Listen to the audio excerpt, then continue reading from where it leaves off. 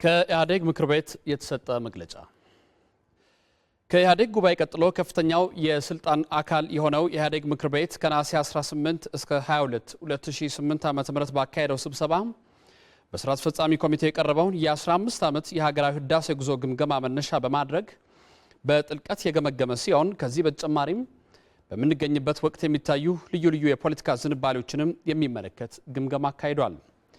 ምክር ቤቱ አገራችን ለ15 ዓመታት የተጓዘችበትን ሂደት በዝርዝር በመገምገም ሂደቱ መላም የሀገራችን ህዝቦች በልማታዊ ዲሞክራሲያዊ ድርጅቶችን እየተመሩ በሁሉም የህይወት መስኮች አንጸባራቂ ድሎች የተጎናጸፉበት እንደነበር አረጋግጧል። በዲሞክራሲ በልማትና በሰላም አጀንዳዎች ዙሪያ በተካሄደው ሀገራዊ ተሃድሶ እንቅስቃሴ ሀገራችን በብዙ እርምጃዎች ወደፊት ተጉዛለች። በአንጻሩ ደግሞ በአንድ በኩል ከሀገራዊ እድገቱ ጋር ተያይዘው የተቀሰቀሱ አዳዲስ የህዝብ ፍላጎቶች በመኖራቸው ሌላ በኩል ደግሞ ከራሳችን አመራር ጀምሮ በሚፈጸሙ ድክመቶች የተነሳ የህዝብ ቅሬታ መበራከት የታየበት ሁኔታ ተፈጥሯል።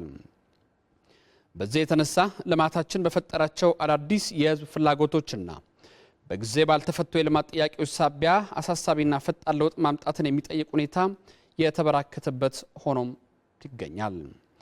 በመሆኑ ድርጅታችን ኢህአዴግ ህዝቡን በልማታዊ ዲሞክራሲያዊ መስመሩ ዙሪያ መርቶ እየታገለም ለከፍተኛ ለውጥ ያበቃውን ያክል ዛሬም እየተፈታተኑት የሚገኙትን እነዚህን ችግሮችን በህዝቦች ተሳትፎና ወሳኝ ሚና እያስተካከለ በመጓዝ ጅምሩን የለውጥ ሂደት አጠናክረን ዳር ልናደርሰው ይገባል ብሎ ያምናል። ከ15 ዓመታት በፊት ድርጅታችን የተሃድሶ እንቅስቃሴ ከጀመረበት ጊዜ አንስቶ አገራችን አስተማማኝ ሰላምና ዋስትና ያለው ዲሞክራሲ የተረጋገጠባት አገር ከመሆኗም በላይ ዓለምን ባስደነቀ ልማታዊ ፍጥነት ስትጓዝ ቆይታለች። ዲሞክራሲያችን ስፋትና ጥልቀት እያገኘም ተጉዟል። በአዲሲቷ ኢትዮጵያ የፌዴራላዊ ዲሞክራሲያዊ ስርዓት ግንባታ ሂደትም በተቀመጠለት አቅጣጫ ቀጥሏል። በኢኮኖሚ መስክ በተከተልነው ግብርና መር ኢንዱስትሪ ልማት ስትራቴጂ አገራችን ላለፉት 13 ዓመታት በዓለማችን ፈጣን እድገት ከሚያመጡ አገሮች አንዷ ልትሆንም በቅታለች። መሬት የመንግስት ሆኖ አርሶ መጠቀም ለሚፈልጉ ሁሉ በቴክኖሎጂ ታግዞ እንዲያለማ በመደረጉ አገራዊ ግብርና ምርታችን ከተሃድሶ መጀመር በኋላ ብቻ በ4 እጥፍ አድጓል። መላ የሀገራችን አርሶ አደሮች በተከበረላቸው የምርት ነጻ ተጠቃሚነት መብት የተነሳ በገጠር የተካሄደው ልማት ተጠቃሚ አርሶ አደሩና ቤተሰቡ ሆነዋል። በአርብቶ አደር አካባቢዎች በተካሄደ ልማታዊ እንቅስቃሴም የሀገራችን አርብቶ አደሮች በታሪካቸው ለመጀመሪያ ጊዜ የእድገት ተጠቃሚዎች ሆነዋል። በከተሞች ከአነስተኛና ጥቃቅን ተቋማት እስከ መካከለኛና ከፍተኛ ኢንዱስትሪዎች በመስፋፋት ላይም ናቸው።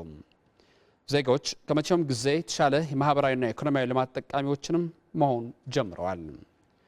አገራችን ኢትዮጵያ በየጊዜው በሚመዘገቡ ስኬቶች ወደፊት ስትራመድ የቆየች ብትሆንም ከዚሁ ስኬት ጋር የተያዙ ተጨማሪ አዳዲስ ፍላጎቶችን የተፈጠሩባትና ምላሽ የሚሹ የህዝብ ጥያቄዎች ያሉባት አገርም ሆናለች። በ25 ዓመታት ጉዞዋ ከሞላ ጎደል በጥፍ ያደገው የህዝባችን ቁጥር የህብረተሰባችንን ታዳጊ የመሻሻል ፍላጎት በመጠንም በአይነት ማርካትን ተጨማሪ ስራ የሚጠይቅም አድርጎታል።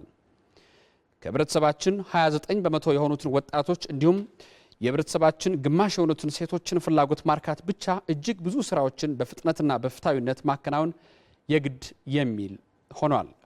ትምህርት በአገራችን ከመስፋፋቱ ጋር ተያይዞም ታዳጊ ጥያቄዎች እየበዙ እንዲሄዱም አድርጓል። አርሶ አደሮችን በገበያ ቅኝት የሚያመርት እየሆነ በሄደ ቁጥር እየሰፋ የመጣውን ልማታዊ ጥያቄ ለማሟላትም ፋታ የማይሰጥም ሆነዋል። ከተሞቻችን ወርድና ስፋታቸው በጨመረና በውስጣቸው ያሉ ነዋሪዎች ፍላጎታቸው ባደገ ቁጥር ይህን እርካታ በሚፈጥር ደረጃ መስራት ከባድ ጥረትና ከፍተኛ ርብርብ የሚጠይቅም ይሆናል።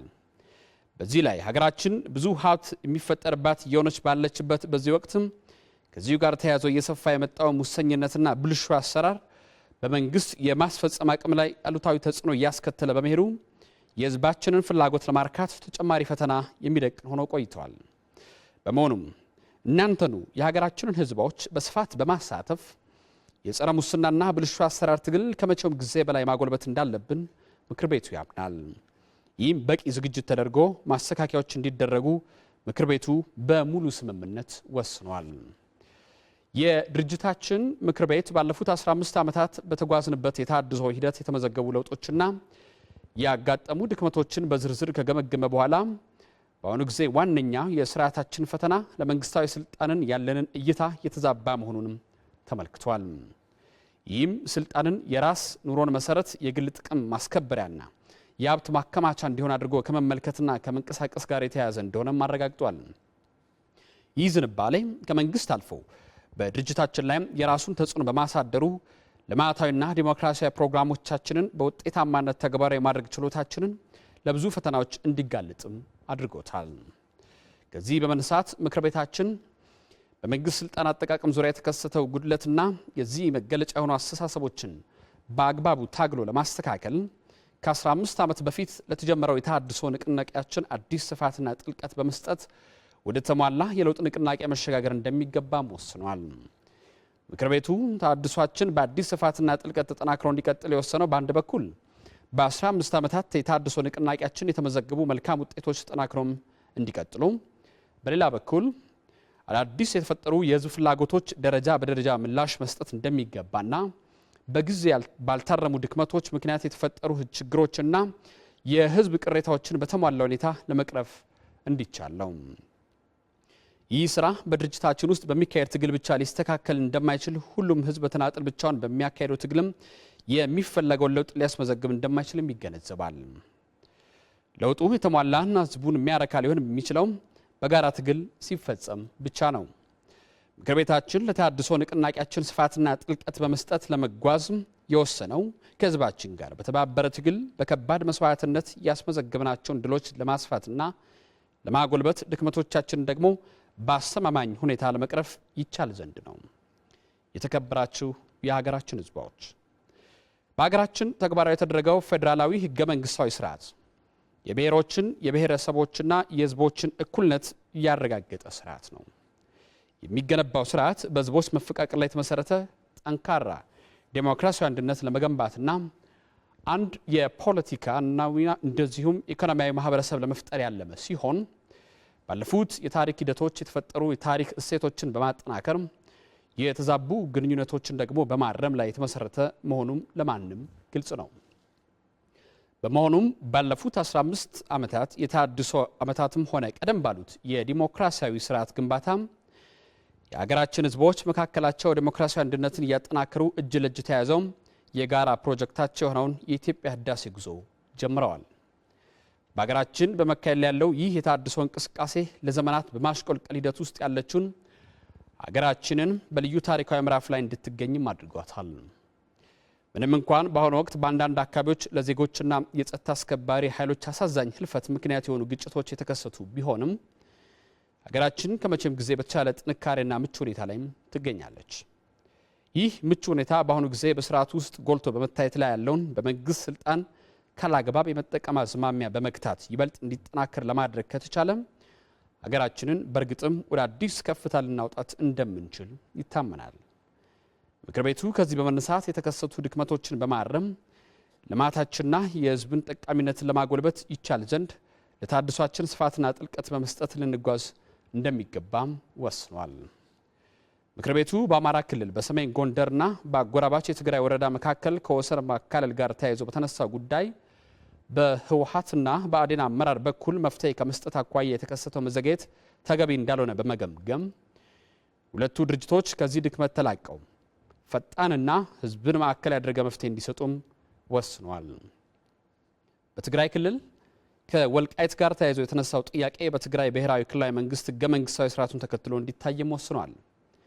እነዚህና ለግጭት መንስኤ የሆኑ ወቅታዊ ጉዳዮችም ከህዝብ ጋር በመመካከርና በመግባባት እንዲሁም የህግ የበላይነትን በተከበረበት አኳኋን እንዲፈታ መደረግ እንዳለበትም ወስነዋል። የተከበራችሁ የሀገራችን አርሶ አደሮችና አርብቶ አደሮች፣ በጥረታችሁና በድካማችሁ የሀገራችን እድገት እንዲፋጠና የህዝብ ጠቃሚነት እንዲረጋገጥ አድርጋችኋል። ድርጅታችንና ልማታዊ ዲሞክራሲያዊ መንግስታችን ድክመት ሲያጋጥማችሁም ለማስተካከል ብርቱ ጥረትም አድርጋችኋል። ይሄው ያልተቆጠበ ጥረታችሁ ውስጣዊ ችግሮቻችንን እንድናይና በፍጥነት ማስተካከል እንድንችልም ረድቶናል። አሁንም የመልማት ፍላጎታችሁን ለማሳካትና የምታነሷቸውን የመልካም አስተዳደር ችግሮች ለመፍታት ምክር ቤቱ ውሳኔ አሳልፏል። በመሆኑም በአንድ በኩል ምርትና ምርታማነትን በማሳደግ በሌላ በኩል ደግሞ ሰላምና ዲሞክራሲ እንዲረጋገጥ በመታገል የላቀ ሚናቸውን እንድትጫወቱ ምክር ቤቱ ጥሪውን ያቀርብላችኋል። የተከበራችሁ የከተማ ነዋሪዎችና ባለሀብቶች፣ የሀገራችን ከተማዎች በከፍተኛ ለውጥ ውስጥ መግባት የቻሉት ከድርጅታችንና ከመንግስት ጎን ሆናችሁ ባደረጋችሁት ርብርብ ነው። ዛሬ ከተሞችና በከተሞች ያለው ለውጥ በላቀ ደረጃ እየተስፋፋ ይገኛል። ይሁንና የከተማ ነዋሪዎች በአጠቃላይ የጥቃቅንና አነስተኛ ተዋናዮች እንዲሁም በየደረጃው በኢንዱስትሪ ልማት ላይ የተሰማራው ባለሀብት በተለይ የተለያዩ ችግሮች ተጋላጭ እንደሆናችሁ እንገነዘባለን። በየጊዜው የሚያጋጥማችሁን ችግር ለድርጅታችንም ለመንግስትም ለማሳወቅ ያደርጋችሁትን እንቅስቃሴ ምክር ቤቱ ያደንቃል። እስካሁን ምላሽ መስጠት የተጀመረባቸውን ጉዳዮች ይበልጥ ለማስፋትና መፍትሄ ያላገኙ ችግሮችን ለመቅረፍም ድርጅታችን ቁርጠኛ አቋም በያዘበት ወቅት ላይ እንገኛለን። በመሆኑም ድርጅታችን በሚያደርገው የጠለቀ የታድሶ እንቅስቃሴ ውስጥ ድርሻችሁን በመወጣት የተጀመረውን መልካም አስተዳደር የማስፈና ልማት፣ ሰላምና ዲሞክራሲን የማረጋገጥ ጉዟችንን እንድታስቀጥሉ ምክር ቤቱ ጥሪውን ያቀርብላችኋል። የተከበራችሁ የሀገራችን ወጣቶችና ሴቶች፣ ድርጅታችን ኢህአዴግና ልማታዊ ዲሞክራሲያዊ መንግስታችን የወጣቶችና የህብረተሰቡን ግማሽ ክፍል የሚሸፍኑትን ሴቶች ተሳትፎና ተጠቃሚነት ለማረጋገጥ ግልጽ ፖሊሲና ስትራቴጂ እንዲሁም ማስፈጸሚያ የእድገት ፓኬጆችን ቀርጾ ርብርብ በማድረጉ ቁጥራቸው ቀላል ያልሆኑ ወጣቶችና ሴቶች ተጠቃሚ እንዲሆኑም ተደርጓል። ይሁንና በገነባናቸው ዩኒቨርሲቲዎች፣ ኮሌጆችና የቴክኒክና ሙያ ተቋማት የሚመረቁ ወጣቶችና ሌሎች ቁጥራቸው ቀላል ያልሆኑ ወጣቶች በስራ ለመሰማራት እየፈለጉ ያልተመቻቹላቸው ሁኔታዎች እንዳሉ ምክር ቤቱ አጽንኦት ሰጥቶም ተወያይቶበታል። በመሆኑም የወጣቶችና የሴቶችን ቀጥተኛ ተሳትፎ ባረጋገጠ አኳኋን በፍጥነት ወደ ስራ እንዲሰማሩ ማድረግ እንደሚገባና ሌሎች ወጣቱን የሚመለከቱ ጥያቄዎች በአግባቡ መፍትሄ ለመስጠት ምክር ቤቱ ወስኗል። የምክር ቤቱን ውሳኔ ለመተግበርም ድርጅታችንና መንግስት የሚያደርጉት ሰላምን የማስከበር ዲሞክራሲን የማስፋት እንቅስቃሴ ውስጥ ንቁ ተሳታፊ እንድትሆኑ ምክር ቤቱ ጥሪ አቅርቦላቸዋል። የተከበራችሁ የሀገራችን የጸጥታ ኃይሎች፣ ባለፉት ዓመታት በሀገራችን አስተማማኝ ሰላም እንዲሰፍን ዋስትና ያለው ዲሞክራሲ እንዲረጋገጥ ፈጣንና ተከታይነት ያለው እድገት እንዲመዘገብ ለሕገ መንግስቱ ታማኝ በመሆን በህዝባዊነት መንፈስ ለፈጸማችሁት አኩሪ ተጋድሎ ምክር ቤቱ አክብሮቱን ይገልጻል። በቅርቡም በሀገራችን አንዳንድ አካባቢዎች የተፈጠረውን ግጭት ለማስወገድ የከፈላችሁትን የህይወትና የአካል መስዋዕትነት ምክር ቤቱ ባድናቆት ይመለከተዋል።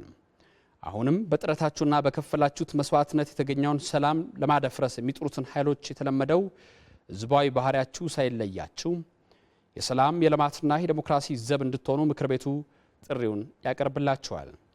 በመጨረሻም የሀገራችን ብሔር ብሔረሰቦችና ህዝቦች ወዳችሁና ፈቅዳችሁ የመሰረታችሁት ህገ መንግስታዊና ፌዴራላዊ ስርዓት እንዳይሸራረፍ በዲሞክራሲ አንድነት መርህ ላይ ተመስርታችሁ ህግና ስርዓት እንዲከበር እንዲሁም የተጀመረውን ፈጣን የኢኮኖሚ ልማት እንዲቀጥል ብሎም ያነሳችኋቸውን የመልካም አስተዳደር ጥያቄዎች እንዲመለሱ ድርጅታችንና ልማታዊ መንግስታችን ከጎናችሁ ቆሞ እንደሚረባረብ እየገለጽን እንደተለመደው እጅ ለእጅ ተያይዘን የጀመርነውን የህዳሴ ጉዞ እንድናሳካ ጥሪያችንን እናቀርባለን። ህዝባዊነታችን ለህዳሴያችን፣ ክብርና ሞገስ ለትግላችን ሰማዕታት።